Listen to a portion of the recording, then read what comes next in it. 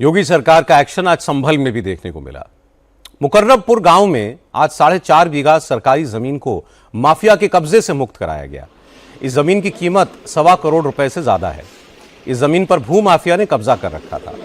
अवैध इमामबाड़ा और मजार बना रखी थी। प्रशासन ने जब इसकी जांच की तो जमीन बंजर भूमि निकली। इसके बाद प्रशासन हरकत में आया। लोगों को सुनवाई का मौका दिया गया, लेकिन जमीन पर हक जताने के लिए कोई नहीं पहुंचा। इसके बाद अवैध इमामबाड़े को और मजार पर बुलडोजर एक्शन हुआ। 4 बुलडोजर मंगवाए गए और कुछ ही घंटे में जमीन को माफिया के कब्जे से मुक्त करा दिया गया। अब इस जमीन पर सरकारी घर बनेंगे। वहां ऐसे लोगों को बसाया जाएगा जिनके पास अपना मकान नहीं है। और मुकर्रबपुर में लगभग 3000 वर्ग मीटर के आसपास जमीन है, जिस वो बंजर की मूल रूप से जमीन थी। इस पर अवैध कब्जेदारों के द्वारा इमामबाड़ा और बाकी बाउंड्री करके कब्जे का प्रयास किया गया था। तहसीलदार कोर्ट में इसका नोटिस देकर के सुनवाई की गई। वहाँ पे पर्याप्त मौका दिया गया इस कब्जे को सिद्ध करने के लिए, किंतु कोई भी वहाँ पर उपस्थित नहीं हुआ।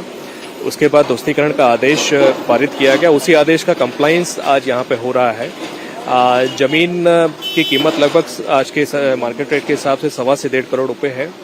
जमीन आबादी के बीच है, तो शासन की मंशा के अनुसार हमारा प्रयास रहेगा कि यहाँ के भूमिहीन परिवारों को इस जमीन पर बसाया जाए, जिससे न केवल इस जमीन की सुरक्षा हो पाए, बल्कि शासन की मंशा के अनुरूप वो लोग अपना सम्मानपूर्वक जीवन भी व्यतीत कर पाए।